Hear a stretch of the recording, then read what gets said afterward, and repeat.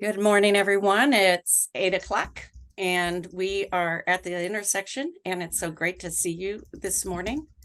Um, while we're waiting for our guest, as well as a few other folks to join us as guests as well, I'm wondering, well, I have a question first. Following on up to Pathways to Hope, and then maybe a couple announcements would be good. So, Doug, when do you think we'll have some reflections, a summary report, something like that from Pathways to Hope? Just reasonably, no pushing. Well, I want to touch base with some of the people that were there in the steering committee, but I would say, in a week to 10 days, I'm recap. I mean, I was traveling the last several days, and I'm going to be recapping, for example, attendance. We have surveys to send out post-conference. Hope to get those out today or tomorrow. But I would say that, having done this for 8 years, this was one of the best, if not the best, conference. I've compared notes with a couple other people. I thought the energy level was high. Every breakout session was full. The conversations were good. I just thought it was outstanding. And people I had in, or that we had in from out of town, from Washington, were just they walked away totally impressed with San Antonio, what we're doing here as a community, the level of conversation. I just don't think, and I had people fly in from Pittsburgh and drive in from around the state, and every single one of them were just, that we got to do this in our community. That was their response. So everybody in San Antonio, everybody on this call, everybody that came, everybody that spoke should really feel good about, the conference that we put on. It really is a community conference.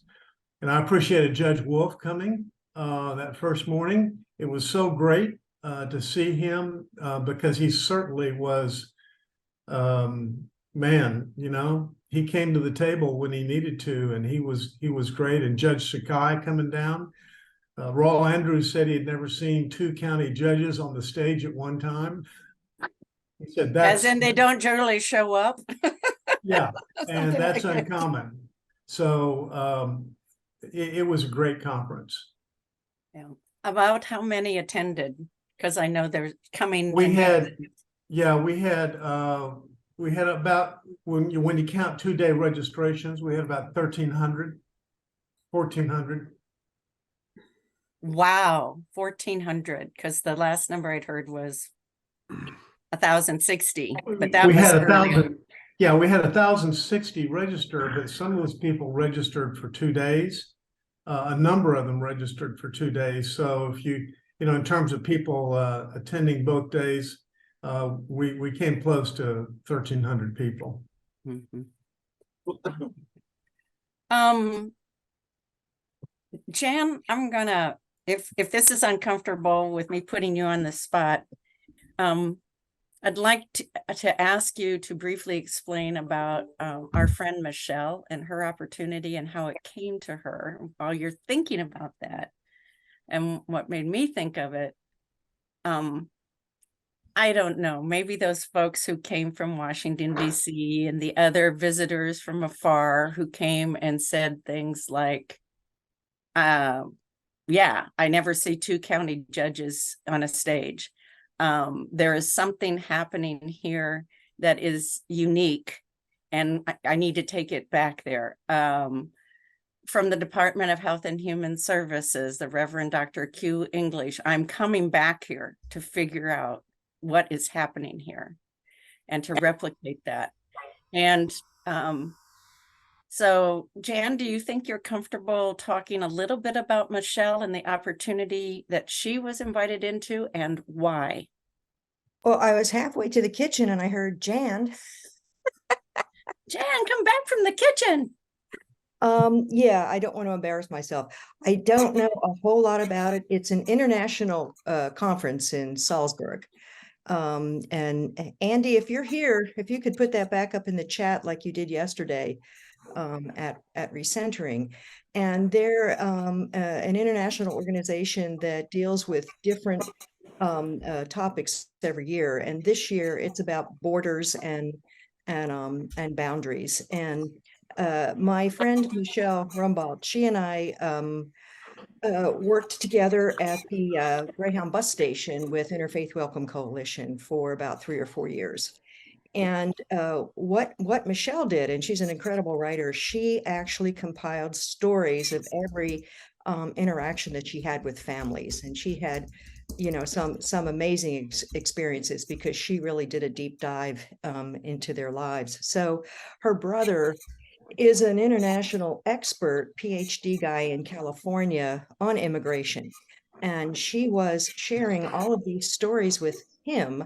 And unbeknownst to her, he was sharing them with all of his international colleagues, all these experts on immigration. So Michelle gets an invitation from this Salzburg conference to come and be a participant. And she said, "Surely you want my brother, not me." And they said, "No, we want you because we want the perspective of someone who's been on the front lines and really dealing with how the lives of refugees and asylum seekers have been impacted on their journeys." So she and I met for lunch, oh gosh, I guess about a month ago, and she was telling me about this, and she was talking about how San Antonio is different in how they welcomed the asylum seekers with, you know, the whole city effort with the Migrant Resource Center, and I started telling her about what makes San Antonio different is the concept of compassion. You know, that we assigned the Charter for Compassion, and that it is sort of a guiding principle of our local government, our mayor, and it infuses just about every part of San Antonio, from our city budget to our nonprofits. And so she researched all of this, and she decided that she was going to make compassion the focus of her remarks on her presentation on immigration. Does that kind of capture it, Anne? I think it does, but the fact that, you know, somebody, and so this will be our lead into Vladimer as well, but somebody on the other side of the planet inviting a San Antonian into a conversation that was a surprise, right? And yet Michelle's story was basically telling the stories of interaction with the families and their experiences and the importance of that, and that the different places around the world we recognize that that's something that's needed and sadly different. It'd be great if this kind of work were common, you know, and not the different. And so we're working on that. So Vladimer, I see you're here in the United States, and now I'm going to put Andy on the spot. I sent Vladimer's bio CV to everyone, so you should have read that. He's from across the ocean, from Georgia, theologian, professor from Ilya University. And Andy, I'm wondering if briefly you could introduce Vladimer in terms of what you've discovered about him that isn't in his bio, and that you think other people in San Antonio need to know about this guy. Well, there's a lot, but I'll start with the fact that he's a very creative soul who likes to play the guitar. We were talking about that yesterday. So he's a multi-talented individual, and it turns out that part of my interest in helping invite Vladimer to come and spend this next academic year with us is based on the fact that for the last several years, I've been a volunteer with the San Antonio Peace Center. This year, in my role as an associate professor of philosophy at St. Philip's College, I'm also serving as a faculty fellow in the Peace Center.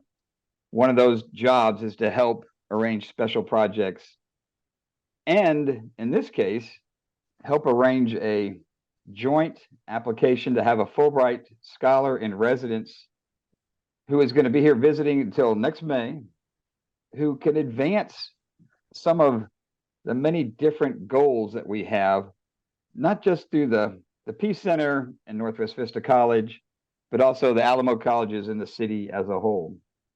And Vladimer, as Ann mentioned, he's an academic, he's a professor, but he has an interesting background as a theologian. He is someone that I've known for over 20 years. We were students together back in the day at the Center for Law and Religion at Cardiff University.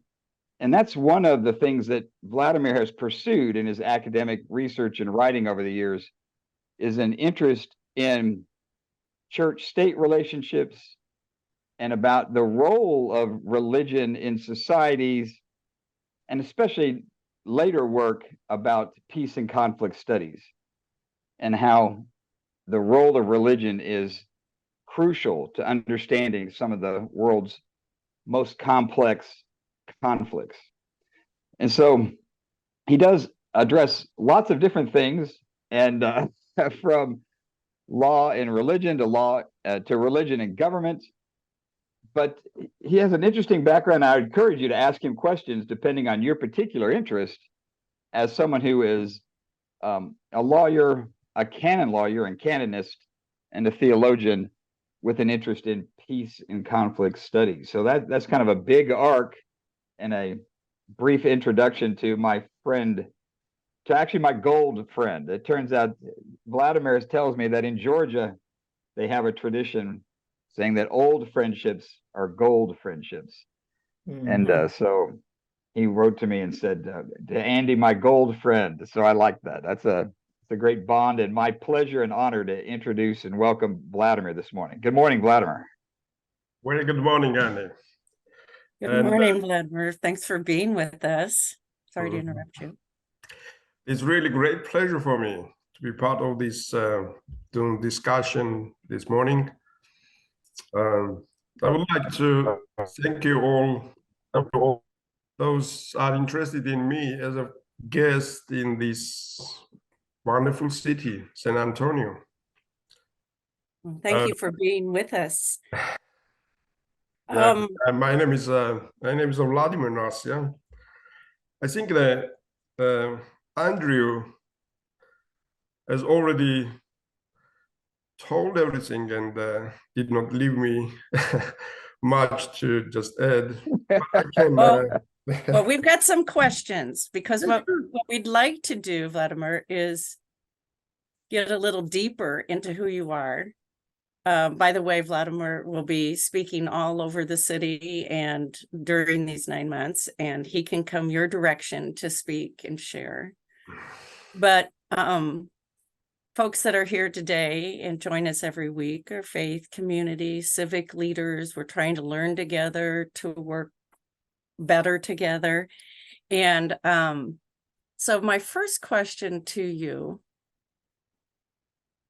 why would you, as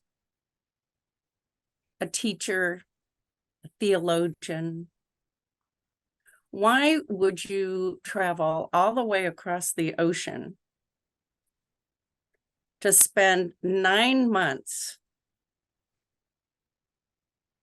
here without your family and friends? Why would you make this trek? And don't tell us it's because of Andy. That would be an easy answer. We want the real answer. Okay. Why? Yeah, well, that's a great question. Thank you so much. I've been traveling all over the Europe more than 20 years now.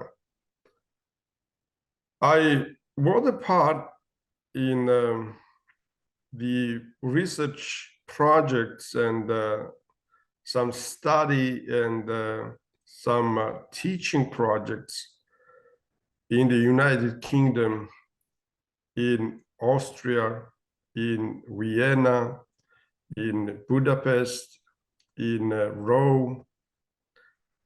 And I've really enriched my experience, and I really got lots of good knowledge and understanding on the issues of religion and theology, and most of them are very heated topic for my country that needs to have someone who can understand these whole most heated issues from the perspective of the Western culture or Western scholarship. So it was definitely the chance to get a Fulbright Scholar and find the United States as a very interesting place to reach again my experience from the perspective of the United States and the universities here. So I'm really eager and curious of the real academic life that the United States here in San Antonio, or probably the different places as well, that they have provided for the researchers and someone interested in what the academic life look like in this country, and the many other resources, materials that would not be available probably in my country to just reach it and work on it. And that was the journey that I really continue on my professional career since I got a considerable experience getting from the Western European countries mostly. And I want to add the United States, and I want to accomplish probably my academic career and to enrich my experience, mostly now in the field of peace study and conflicts, which I think the United States has lots of to just give me, and to just learn from the folks here and St. Philip's College and Northwest Vista College and all the centers, and from you. That is most important for me. Karin, thank you. So the learning experience, your curiosity, and how important that is for all of us, that we're always learning from each other, curious about each other, critical thinking, putting that information together, right? And what meaning does that hold? So I'm wondering, you have with you 41 San Antonians, all at work in the world towards the greater good, to be the best and most compassionate people we can be in the world. And so if you had the attention of 41 leaders, which you do right now, what do you think would be the one most important learning that you already know from your life experiences, your context, those travels? What is one of the most important things that we need to know? And now you have an opportunity to say that out loud. What would that be? Well,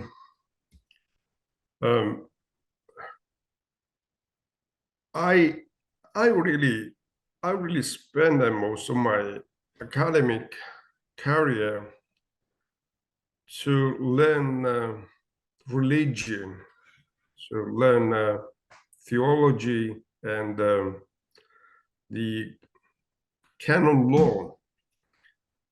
And I was talking with Andy back to days, and I said that I would be very pleased, and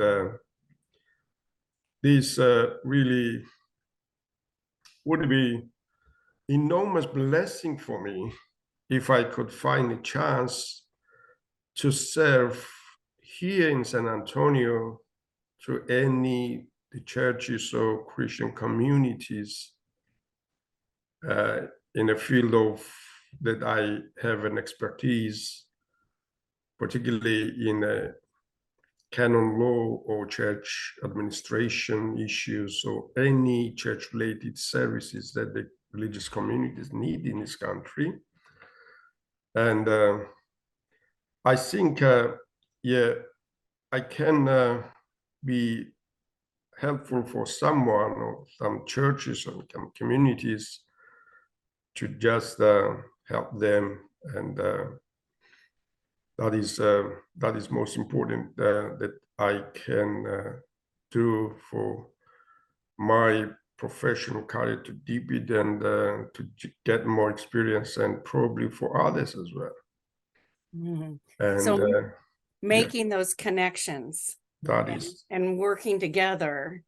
that is amazing Right. opportunity for me. Yeah. I would also say, and I know that you heard some of our earlier conversation, but in terms of San Antonio and what we think makes us special, but is also the sense of working together, co-laboring together. And I would love to have a conversation with you at some point about all the recent current research on collaboration, as well as recent and maybe even a little longer, but research on compassion and how it's part of the human DNA. And so that's another conversation between the two of us, a longer one that I'd like to have. But you also did hear us talk about compassion. And I'm wondering, there's a global movement. There are like 600 cities now that are compassionate cities around the globe. San Antonio is one of those. I'm wondering if you've heard about that, what you know about that, if you're connected at all. That might be a direction we can explore together. So what do you know? Yeah. I read a little bit, but to be honest, the first time that I heard about the compassionate movement probably was the convocation day of St. Philip's, when the mayor and the peace study people, the Professor Migdalia Garcia and Eric was talking with the mayor, and I understand more about the compassionate and the job, the wonderful job this piece of people and all the probably this very big group that they want to achieve, and that they want to just do here for. It is really, I would call it the godly mission. So it's a very pious mission, and I would love to say that that I learned lots of things, and I'm really happy to just get known that how important is to think for others, and the other does not exist in a Christian theology. Other is important because you identify yourself with connected to others. If the other does not exist, you don't exist yourself as well. That is a brilliant theological point. Or the Jones Isioulas, which was a recognized theologian, Orthodox theologian, and he passed away 2 years ago. I really like this, and the compassionate mission of this movement. I think it's very much Christian and probably religion, and I love it to just be part of this big community as much as I can do or can make anything contribution to this movement. Yeah, and compassionate is sort of I understand, and I remember that we, as a Georgian, always saying that the friendship that Andrew mentioned, and the expression that the old friendship is cold friendship, that we say in Georgia. And this is a sort of joke in Georgia that we don't have a psychologist or therapist in Georgia because our best psychologist and therapist is a friend. So we care for each other, and we just say that we spend a lot of time, and it's a life of compassionate, for to think and to be active for others' life, to help him or her. And I'm really proud, and I'm really happy to say that I find a space here in this country like this, and I'm really thankful for this team and for your effort. Thank you so much. Oh, the concept without other, we don't exist either. It's also, I'm sure that Doug and others who are involved with Bridges to Care, that whole friend, caring for friend, and companioning, and that's the real strength, that relationship. I hear that in what you're talking about. Just one last question, and I know we already have a hand up, and it's 8:27, so we have I'm hoping you can stay for another 17 minutes, but for those who aren't able to stay and need to move on, thank you for being with us today. But I have one last kind of detail question that might be helpful to some of the listeners. So I think I remember that your faith tradition is Orthodox, but for some people in this Zoom, they might not know what canon law is. Could you just define what canon law is? Well, the easiest way to say this, canon law is a church law, and canon law is a legal theology, or sometimes it also is known as a applied theology. So that means that every important conversation between the churches, between the church and outside of the church, the world, is coming, crossing the canon law topics, and that needs an answer from the canon law perspective. Does it allowed or does not? Does it a good thing or not? How the church understands himself or herself is the canon law, that the canon law could answer that question, part of the question, but the big part of the question. Indeed, it's a theological subject, and which combines many other theological disciplines like homilies, doctrine and dogmatics, and patrology, ethics, moral, and so on. So that is a canon law, it's a church law. Yeah. Thank you. So again, those who might have to leave, thank you for being with us. Next week, we are hoping that the Episcopal priest from Uvalde will be with us. He has an amazing story to share, and I hope, Vladimer, you would also come. In fact, I hope you keep just Thursday morning on your calendar, because I think it will speak to your curiosity and be a 30-minute learning session with us. And we'd love to have that ongoing conversation with you for the next 9 months, right? So I do see that we have a hand up.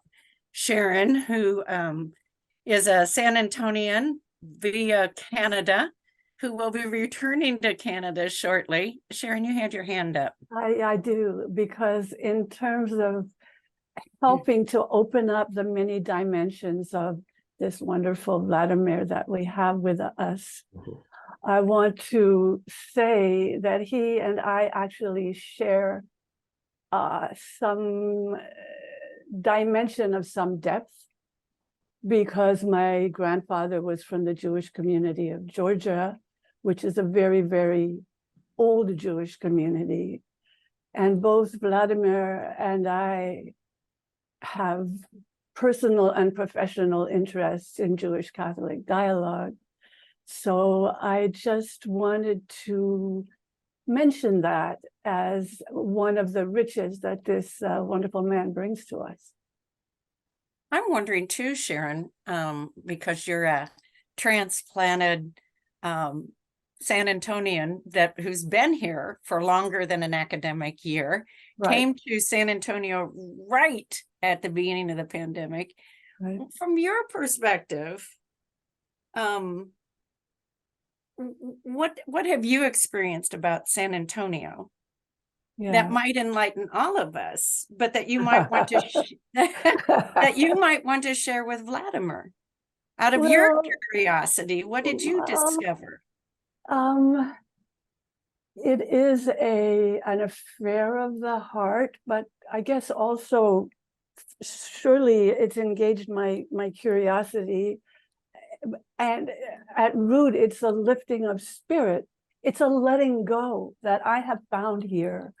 Kind of like while being very aware of the current political situation that poses so many challenges, in meeting those challenges, people come together, as you've often said, with the best part of you, and therefore let go of some of the ego personality that we all have.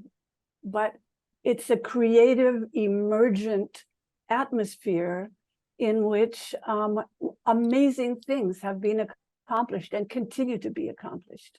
Does that make any sense? It does to me. I'm wondering if Vladimir thinks so too. His curiosity. Thank you. I appreciate it. Yeah, thank you. It's clear from here. So that's what she's experienced. Okay. And I'm glad you've seen that and experienced that with us while you've been with us, Sharon. Yeah. Thanks. Thank you, Sharon. Thank you. Yeah, we all know you can go places, and when you leave, you think you'll never go back for reasons. Like, I'm not going back there, right? So, we would hope that people come to San Antonio and have rich experiences and learn about each other. I want to open this up, raise your hand or simply ask questions. Open your mic while you're thinking and raising your hand. Andy, can people contact you in terms of scheduling visits and presentations, speaking, or whatever for Vladimir? How do they go about doing that with their congregation or organization? Yeah, that's the easiest way is to reach out to either me or Vladimir directly, and I can put our contact information into the chat. And but Vladimir has already been able to speak at grade schools, other colleges, so we're happy to have us both travel, come out to you, visit with you, address any group or any situation you think Vladimir and his expertise might be of assistance to you. So let us know, and I'll put that into the chat. Okay, thanks, Andy. Sure. We've got a hand up. Oh no, that's a hand. Oh no, we do have a hand up. For some reason, my hands are not coming up. Here we go. In the slider today. Kendra, you have a question or thought? Well, my thought was just built for the last one, so sorry to piggyback, but good morning, Vladimir, welcome. You were in great hands with Ann Homke. She is amazing and is truly a catalyst for bringing people together and compassion in the city.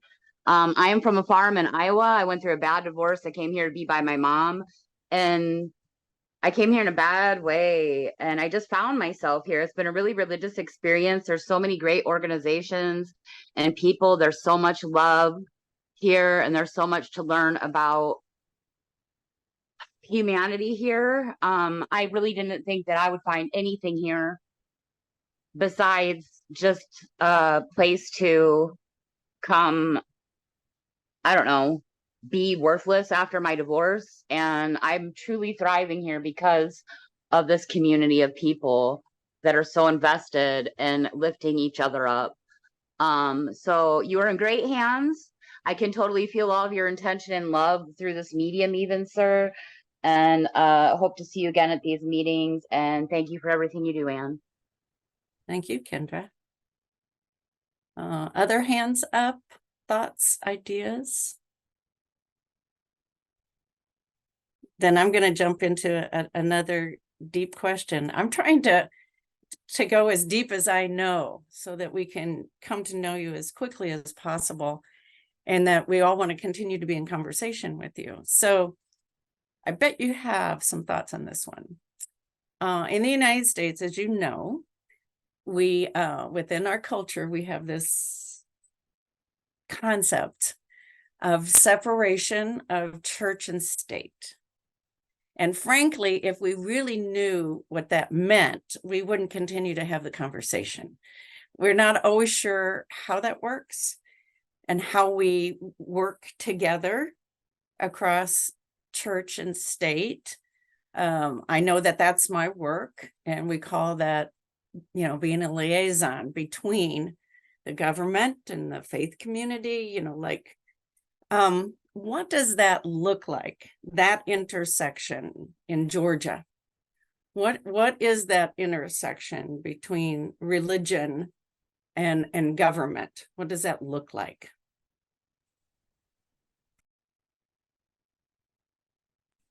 Okay. You hear me? Yeah, I think.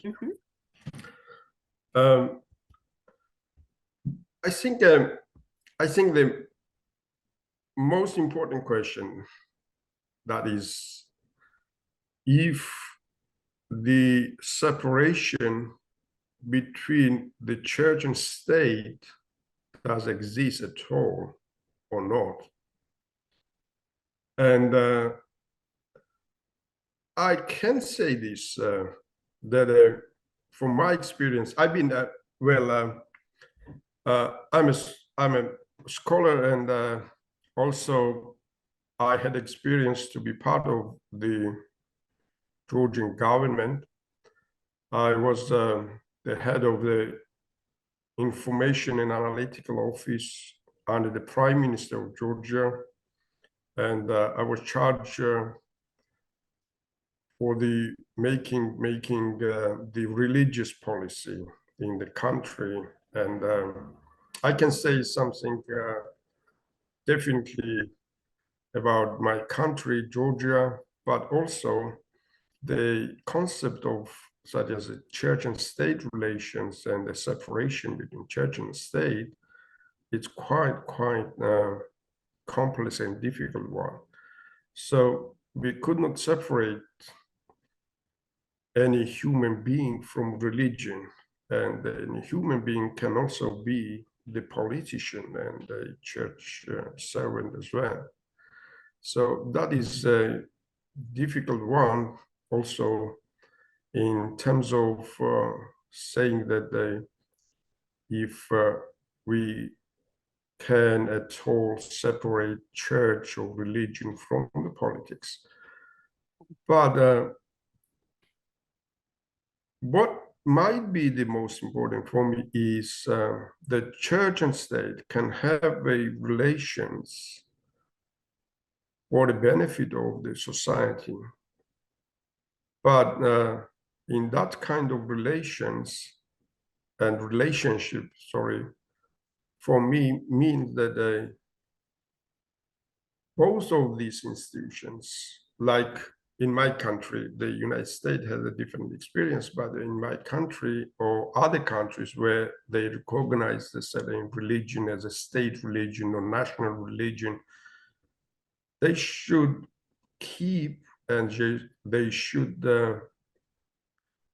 secure the human rights, and every aspect of human rights should be protected, even in that cases when we have a recognized religion in the state. So here is important that the human rights is important to be protected.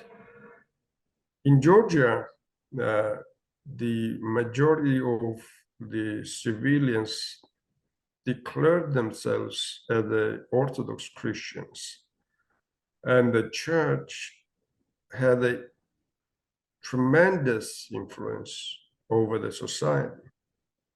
So that always makes it a little bit difficulties for the state, because the state officials need always to just take into account what the church say and what the church would like to do, even in the arena of politics, and they crossing sometimes the political arenas as well, coming out from the religious sphere. And that is a problematic, probably in the Georgian case. We have minority groups. We have a Christian minority churches and Catholic churches, minority churches, some Protestant churches, but also we have a minorities in the other religion, Abrahamic religions like Judaism and Islam, and the Georgia is still a post-communist or post-atheist country. I have to say this, that it is not easy to just close the pages that we had back to our past, to close these pages in one day or even in a very short time.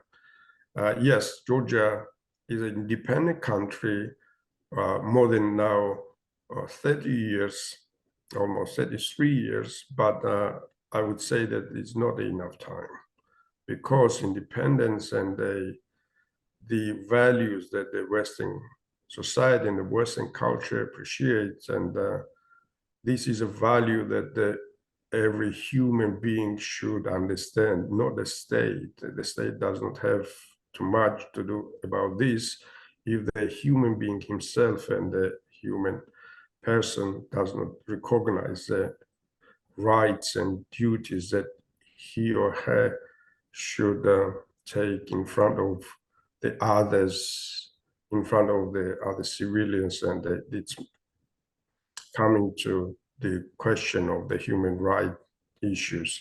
That is if they clear my answer. I'm really sorry that I blind up it.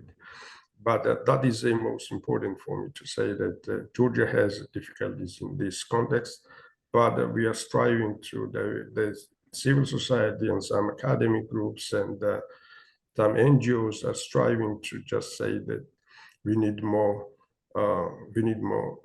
developed society, and we need more democracy in our country, more tolerance, and we should leave our past as soon as we can do this.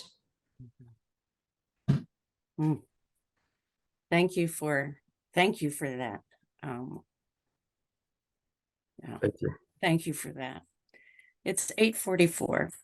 And thank you, Vladimer, for coming today. And I know I'm going to hear more from you and learn more from you. Thank you, Andy, for being a gold friend, which I think is also connects with the golden rule. Gold, stay golden, be golden, treat others the way you wish to be treated, and don't treat them in ways you don't want to be treated. And that's what gold friends do. that's one of my strong takeaways today. So thank you for being our new friend that will turn, I'm sure, golden in the next 9 months. Thanks to everyone for being with us today. And I think that Vladimir's email was also in chat along with Andy's. So thank you both. Thank you all. And we'll see you next week at the intersection. Thanks, Vladimir. Thank you. Thank you. Thank you. Bye-bye. Thank you. Sharon, do you have a minute? And Billy, can we take off the recording?